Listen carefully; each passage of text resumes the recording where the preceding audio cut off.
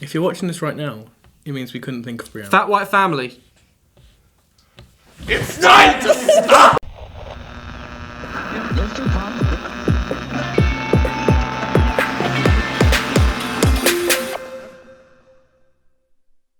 Fat White Family are one of the craziest rock and roll outfits you will ever come across.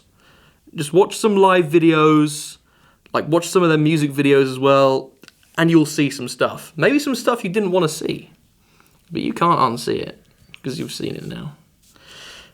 What did you think of this pretty distinctive, unique album from Fat White Family? And have you heard of them before? I've never heard of them before. Okay. I got into them when I was, it was like a year and a bit ago, and I was like, it was that time of the year when I was checking out like the bill on all of the like festivals at the time. Or the TV show. Oh, God. Oh, what a reference. Oh, bloody hell. What a reference. Oh. Our international audience is going to understand that ITV reference right there. Just got cancer. Keep Britain British. So anyway, you can't say that. Wait, what? Swipe over it. So, on the bill for like, oh, fuck you. So on the bill for all of like the UK festivals was like the Fat White Family. And I couldn't stop seeing the name because it's a distinctive name, you know. You read the Fat White Family and it's there somewhere in the back of your mind. That making sense now, that reference. That's funny. Come on. Oh, my Lord. Yeah, so I thought, you know what? I'm going to check them out. I'm going to go on YouTube. I'm going to see what they're like live. So I did this.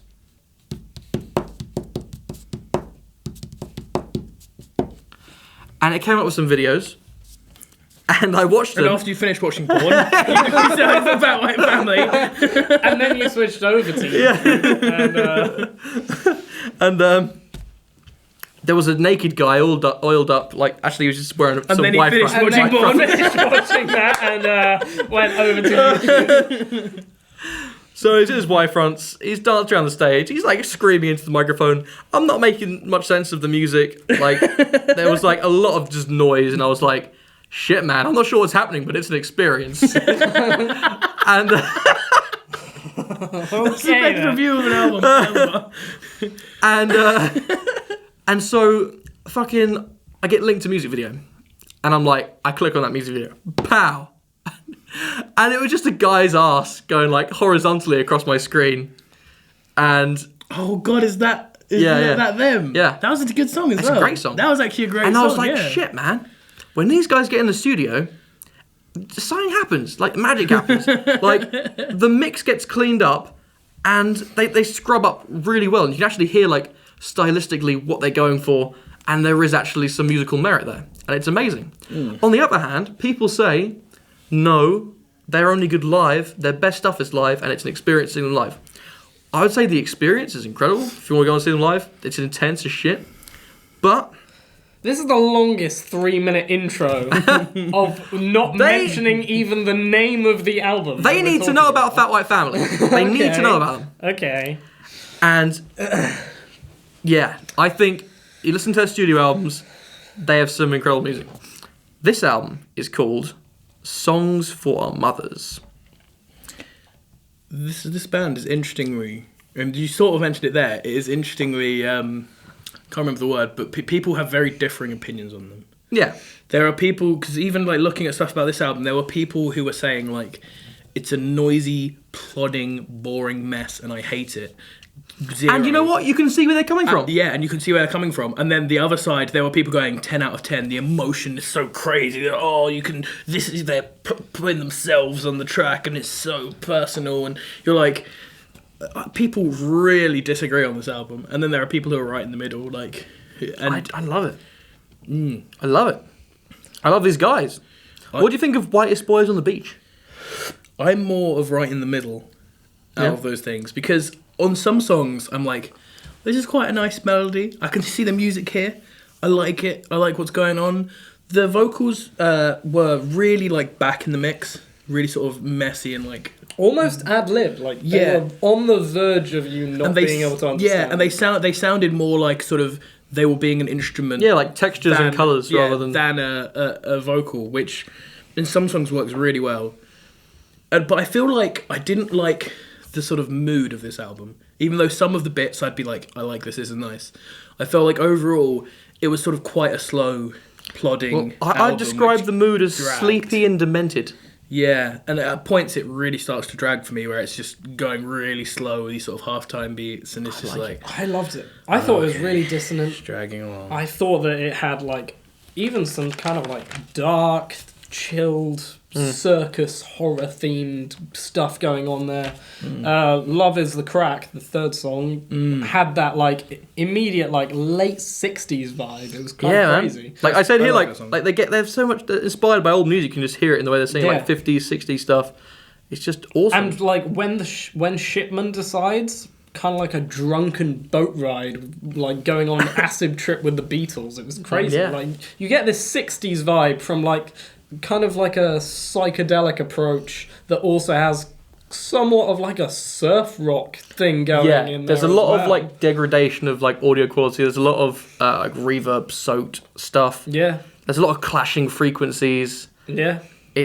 But like somewhere in there, there's like the heart of a song. You know, there's a lot of substance. I thought the drums throughout the whole track really kind of defined each song. Like you would go in and you'd listen and you'd get different kind of feelings throughout every different song. Sometimes you'd get kind of like a minimal electronic drum beat, and other times you'd get this big booming ambient thing, and like you could get a lot of different ideas from this album. I love the choices for like vocal melodies.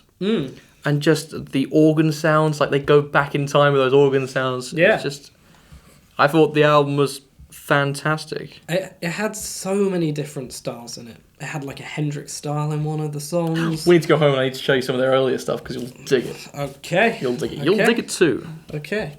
I really enjoyed it. I thought there were loads of really, really cool ideas going on in this album. Did either of you go and check out some of their live stuff? No. Oh. Should I have done? Yeah. Okay.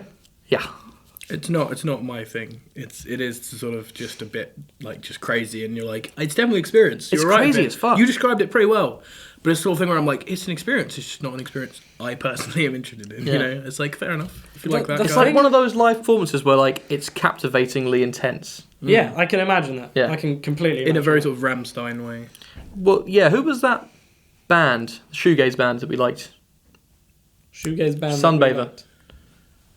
Oh, Death Heaven. Death Heaven. Like when I saw them live, I was like, shit, this is intense as fuck. I could dig this live. It was like that kind of level intensity, except weirder. Okay. Weird stuff. So there's a lot of darkness to this album. Yeah. And I don't mean the band Darkness. Yeah. Big, dark guitar distortion, dissonance, a lot of really chilled out things. As I've mentioned, like some kind of horror-esque stuff with some organ going on. But then there's this weird Goodbye Goebbels that ends the album. Yeah, I liked it. It was like an acoustic post-war campfire song. Yeah. And it had like a really eerie piano that came in the second verse, but it was nice. It was a nice touch. What do you think of that? Goodbye Goebbels. Well, that was one of the ones that I was quite into. I thought that was pretty cool. I think I like the idea you were sitting there and you listened to it. that was pretty That cool. was pretty cool. But that's the thing with this album. Like, it did feel like a bit of a drag to me along through it. A lot of it was sort of plodding, and although occasionally it did really interest me, and I'd be like, "That is really nice." More often, I was sort of looking for something. And I was like, "No, this song doesn't do it." And then it's because it's really slow. It feels really dragging, and I was like. And so I just kind of think like you'd want to be in the very mood up for points it. and down points for this. Yeah, I feel like if I was in the mood for it, I could have liked it more. Or on drugs. Drugs are good. Or on many drugs, then I would have probably liked it more. Drugs would But change the way that you listen to this album. but I feel No like endorsements. but I feel like as a, But I know a guy.